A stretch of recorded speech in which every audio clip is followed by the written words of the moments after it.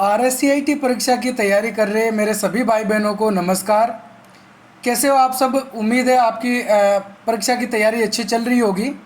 4 अगस्त को होने वाली RSCIT परीक्षा में अब आज और कल 2 दिन का ही समय बचा है, इसलिए अपनी जो तैयारी है उसे अच्छे से करते रहें। मैं पूरी कोशिश कर रहा हूं कि आप तक परीक्षा में आने वाले अति महत्वपूर्ण प्रश्न उत्तर आप तक पहुंचा सकूं।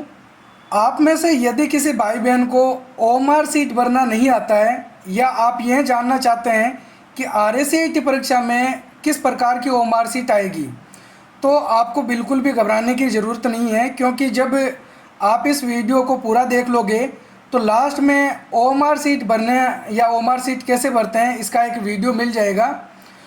साथ ही उस वीडियो के डिस्क्रिप्शन में आपको एक खाली ओएमआर सीट मिल जाएगी, उसे डाउनलोड करके भी आप ओएमआर सीट भरने की जो अपनी तैयारी है वो अच्छे से कर सकते हैं।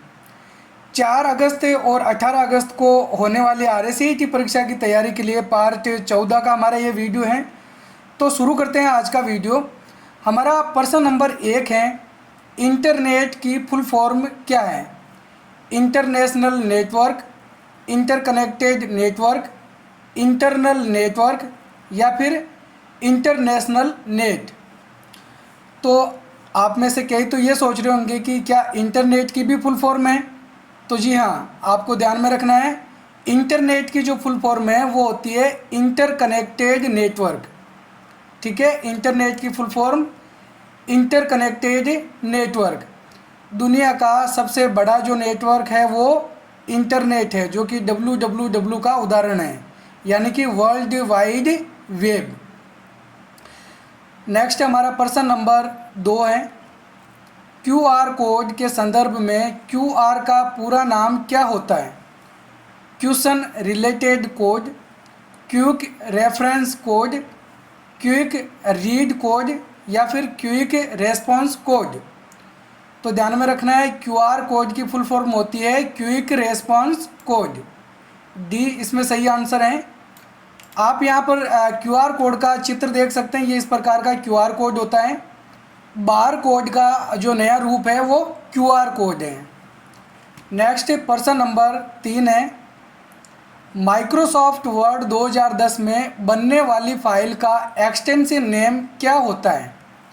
.rtf, .bmp, .txt या फिर .docx।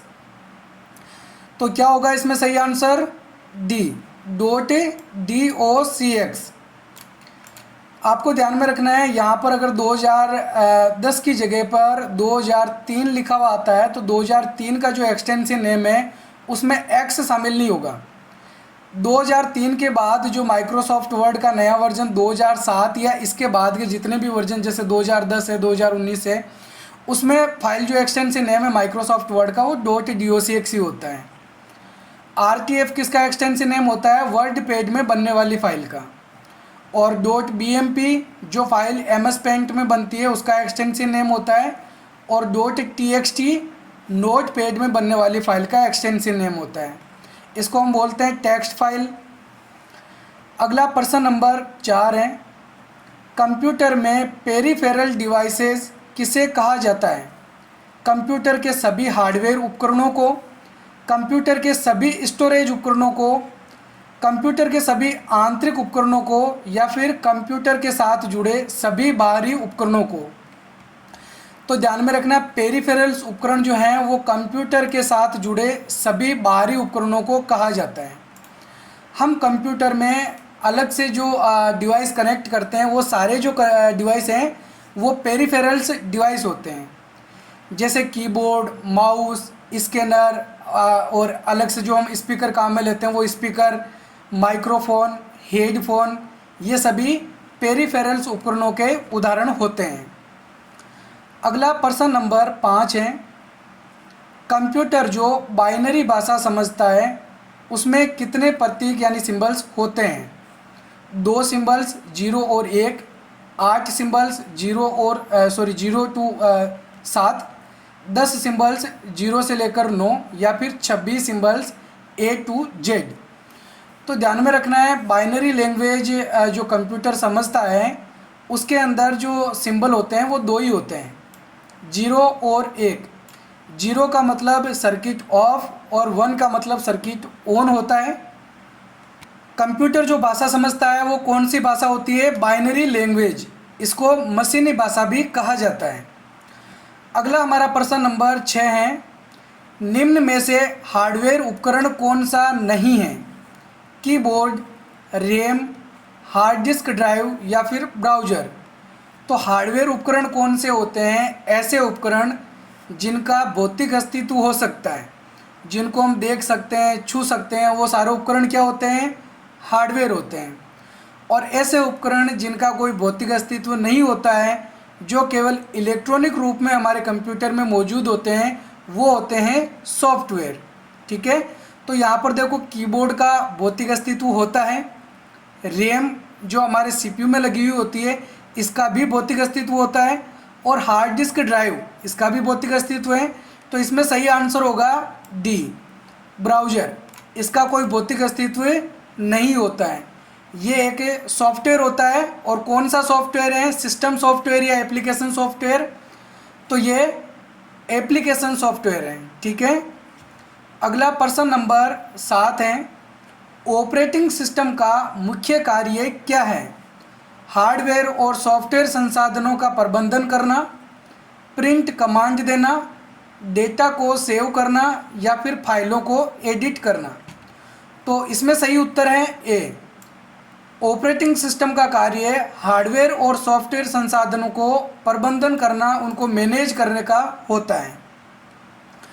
अगला प्रश्न नंबर 8 है, कंप्यूटर में डेटा बैकअप का क्या महत्व है? डेटा को प्रिंट करना, डेटा को सुरक्षित करना, डेटा को प्रोसेस करना या फिर डेटा को सॉर्ट करना।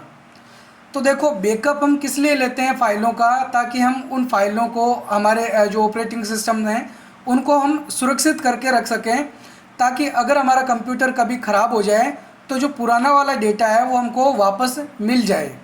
तो बैकअप किस लिए करते हैं? ताकि पुराना वाला डेटा मिल जाए, यानी कि उसको हम क्या करते हैं? सुरक्षित करके रखते हैं। तो इसमें सही आंसर क्या होगा? बी, डेटा को सुरक्षित करके रखना। अगला प्रश्न नंबर 9 है, क्लिपबोर्ड मेमोरी में किस डेटा को रखा जाता है? कट किए हुए भाग को, कॉपी किए हुए भाग को, केवल गहरे किए हुए टेक्स्ट को या फिर उपरोक्त विकल्प ए और बी दोनों। तो इसमें सही आंसर होगा, आपको ध्यान में रखना है, क्लिपबोर्ड मेमोरी के अंदर कट और कॉपी किया हुआ भाग रहता है। तो यहाँ पर कट वाला ऑप्शन दे रखा है ए में और बी में कॉपी वाला ऑप्शन दे रखा है, इसलिए सही आंसर क्या होगा? डी होगा। उपरोक्त विकल्प ए और बी दोनों यहाँ पर सही हैं। क्लिपबोर्ड मेमोरी में कट किया हुआ या कॉपी किया हुआ भाग रहता है। अगर हम किसी टेक्स्ट को सेलेक्ट करके कट कर लेते हैं या किसी भाग को कट करते हैं तो वो भाग अपनी जगह से हटकर क्लिपबोर्ड मेमोरी में चला जाता है। और अगर हमने किसी भाग को कॉपी किया है तो वो भाग अपनी जगह पे भी मौजूद रहेगा और क्लिपबोर्ड मेमोरी में भी चला जाएगा। और जिसको भी हमने लास्ट में कट या कॉपी किया है, पेस्ट करके उस भाग को लाया जा सकता है। ध्यान में रखना है, लास्ट में हमने चाहे कट किया हो, कॉपी किया हो, पेस्ट करने पे वही भाग आएगा जो हमने लास्ट में प्रतिक्रिया की है। और क्लिपबोर्ड मेमोरी में ये भाग तब तक रहता है जब तक या तो हम किसी दूसरे भाग को कट कॉपी नहीं कर लेते हैं या फिर हम कंप्यूटर को बंद नहीं करेंगे। जब तक हमारा कंप्यूटर बंद नहीं होगा, कट या कॉपी किया हुआ भाग उसमें सुरक्षित रहेगा। अगला प्रश्न नंबर 10 है, MS एक्सेल 2010 में पिवोट टेबल का उपयोग किस लिए किया जाता है? डेटा को सारांशित करने के लिए, डेटा को प्रिंट करने के लिए, डेटा को सॉर्ट करने के लिए या फिर डेटा को छुपाने के लिए। तो माइक्रोसॉफ्ट एक्सेल के इंसर्ट टैब के अंदर जो पिवोट टेबल वाला ऑप्शन हमको मिलता है वो हमको इसलिए मिलता है ताकि हम डेटा को सारांशित कर सकें, यानी कि उसको एक समरी वाइज हम देख सकें। अगला प्रश्न नंबर 11 है, ईमेल में CC का पूरा नाम क्या है? Copy carbon, close copy, carbon copy या फिर सेंटर कॉपी। तो ध्यान में रखना है, ईमेल के अंदर जो CC होता है उसका पूरा नाम होता है कार्बन कॉपी। अगर हम किसी को कॉपी भेजना चाहते हैं ईमेल की तो उसका ईमेल एड्रेस हम कार्बन कॉपी में लिखते हैं। इसके अलावा हम BCC वाला ऑप्शन भी चुन सकते हैं, ब्लाइंड कार्बन कॉपी। तो ब्लाइंड कार्बन कॉपी में उन ईमेल एड्रेस को लिखते हैं जिन ईमेल एड्रेस को हम आपस में ये नहीं बताना चाहते हैं कि मेरे अलावा और किन किन को मेल भेजी गई है। यानी कि अगर कुछ गोपनीय ईमेल एड्रेस है जो हम आपस में नहीं दिखवाना चाहते हैं तो उनको हम BCC में रखते हैं, यानी कि ब्लाइंड कार्बन कॉपी। अगला प्रश्न नंबर 12 है, किस उपकरण का प्रयोग कंप्यूटर में पॉइंटिंग के लिए किया जाता है? कीबोर्ड, माउस, प्रिंटर या फिर प्रोजेक्टर? तो इसमें आपको ध्यान में रखना है जो पॉइंटिंग डिवाइस है जो कि सबसे ज़्यादा प्रचलित है वो है माउस। इसके अलावा हमारा जो टच पैड होता है वो भी पॉइंटिंग डिवाइस का उदाहरण है। जॉयस्टिक भी एक पॉइंटिंग डिवाइस होता है, तो ये भी आपको ध्यान में रखना है। अगला प्रश्न नंबर 13 है, क्लाउड स्टोरेज का क्या मतलब है? डेटा को इंटरनेट पर स्टोर करना, डेटा को हार्ड ड्राइव में स्टोर करना, डेटा को प्रिंट करना या फिर डेटा को CD में कॉपी करना। तो आपको वैसे हमने पिछले वीडियोज़ में बता रखा था कि क्लाउड स्टोरेज के कुछ उदाहरण आपको बताए थे। ऐसा स्टोरेज जो हमको ऑनलाइन मिलता है उसको हम क्या बोलते हैं? क्लाउड स्टोरेज बोलते हैं। ऑनलाइन का मतलब इंटरनेट पे। तो यहाँ पे सही आंसर क्या होगा? ए। डेटा को इंटरनेट पर स्टोर यानी सेव करके रखना है, इसको हम क्या बोलेंगे? क्लाउड स्टोरेज बोलेंगे। क्लाउड स्टोरेज के उदाहरण Google drive, Microsoft one drive और ड्रॉप बॉक्स होते हैं। इसके अलावा भी और कई सारे क्लाउड स्टोरेज हैं, लेकिन आपको मुख्यतः ये 3 क्लाउड स्टोरेज अच्छे से याद रख लेने हैं। इसके अलावा राजस्थान सरकार की तरफ से जो SSO के अंदर हमको क्लाउड स्टोरेज मिलता है उसको हम क्या बोलते हैं? राज ई वॉल्ट। ठीक है, तो वो जो होता है वो एक डॉक्यूमेंट मैनेजमेंट सिस्टम होता है जिसके अंदर हमारे डॉक्यूमेंट्स को सेव करके रखा जा सकता है। अगला प्रश्न नंबर 14 है, वाईफाई का पूरा नाम क्या है? Wireless function, wireless field, wireless folder या फिर वायरलेस फिडेलिटी? तो ध्यान में रखना है वाईफाई का जो पूरा नाम है वो होता है वायरलेस फिडेलिटी। वाईफाई के लिए अगर हम वाईफाई कनेक्ट करना चाहते हैं तो इसके लिए हमको जिसकी ज़रूरत पड़ेगी वो होता है हॉटस्पॉट। हॉटस्पॉट कनेक्टिविटी की भी हमको ज़रूरत पड़ने वाली है वाईफाई कनेक्ट करने के लिए। अगला प्रश्न नंबर 15 है, कौन सी मेमोरी में रखा हुआ डेटा स्थायी नहीं होता है? Hard disk drive, DVD, RAM या फिर रोम? तो इसमें सही उत्तर है C, रैम। रैम की फुल फॉर्म होती है रैंडम एक्सेस मेमोरी, और इस मेमोरी के अंदर जो डेटा हम रखते हैं वो तभी तक रहता है जब तक हमने कंप्यूटर को ऑन कर रखा है। अगर हमारा कंप्यूटर बंद होता है तो रैम के अंदर रखा हुआ डेटा मिट जाता है। अगर हमने हार्ड डिस्क में कुछ फाइल सेव कर रखी है तो वो भी सुरक्षित रहती है। अगर हमने CD DVD के अंदर कुछ बर्न करके फाइलों को रखा है तो वो भी कंप्यूटर बंद होने के बाद भी सेव मिल सकती है हमको, बाद में भी उनको देखा जा सकता है। इसके अलावा रोम, रीड ओनली मेमोरी, तो इसके अंदर भी जो डेटा है वो स्थायी रूप से सेव रहता है। अगला प्रश्न नंबर 16 है, माइक्रोसॉफ्ट पावर पॉइंट 2010 में स्लाइड ट्रांजिशन का क्या उपयोग होता है? स्लाइड में टेक्स्ट बॉक्स जोड़ना, स्लाइड में चित्र जोड़ना, स्लाइड को प्रिंट करना या फिर स्लाइड के बीच प्रभाव डालना? तो इसमें सही आंसर होगा D, स्लाइड के बीच प्रभाव डालना। जब हम एक स्लाइड से दूसरी स्लाइड पे जाते हैं स्लाइड शो के दौरान, तो उसके बीच हमको जो इफ़ेक्ट दिखाई देते हैं उन इफ़ेक्ट्स को हम बोलते हैं स्लाइड ट्रांजिशन। इसके अलावा आपको ये भी ध्यान में रखना है कि एक स्लाइड पर केवल एक ट्रांजिशन इफ़ेक्ट ही जोड़ा जा सकता है। अब ट्रांजिशंस की तरह के कुछ और इफ़ेक्ट होते हैं जो कि हमको किसी ऑब्जेक्ट पे लगाने के मिलते हैं, उनको हम बोलते हैं एनिमेशन। ठीक है, किसी ऑब्जेक्ट पे जैसे कोई पिक्चर है, चार्ट है, स्मार्ट आर्ट है, टेबल है, इस प्रकार के बहुत सारे जो ऑब्जेक्ट हैं, टेक्स्ट बॉक्स हैं, इन पे हम एनिमेशन के इफ़ेक्ट लागू करते हैं, जबकि जो स्लाइड होती है उस पर ट्रांजिशन वाला इफ़ेक्ट लागू किया जाता है। अगला प्रश्न नंबर 17 है, कंप्यूटर का मस्तिष्क किसे कहा जाता है? मॉनिटर को, प्रिंटर को, सीपीयू को या फिर कीबोर्ड को? तो ध्यान में रखना है, कंप्यूटर का जो मस्तिष्क है वो सीपीयू को कहा जाता है। जो भी इनपुट होता है, जो भी आउटपुट होता है, डेटा प्रोसेस होता है, तो वो सारा काम कहाँ होता है? सीपीयू में ही होता है। तो सीपीयू हमारे एक मस्तिष्क की तरह काम करता है। अगला प्रश्न नंबर 18 है, MP3 क्या है? एक वीडियो फाइल, एक ऑडियो फाइल, एक हार्डवेयर उपकरण या फिर एक सिस्टम सॉफ्टवेयर? तो ध्यान में रखना है कि MP3 एक ऑडियो फॉर्मेट की फ़ाइल होती है, एक ऐसी फाइल जिसको सुना जा सके।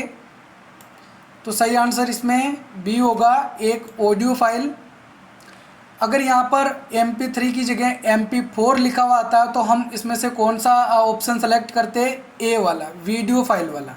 ठीक है। अगला प्रश्न नंबर 19, कंप्यूटर नेटवर्किंग में लेन का पूरा नाम क्या है? Large area network, local area network, long area network या फिर लिमिटेड एरिया नेटवर्क? तो ध्यान में रखना है, लोकल एरिया नेटवर्क लेन की फुल फॉर्म होती है।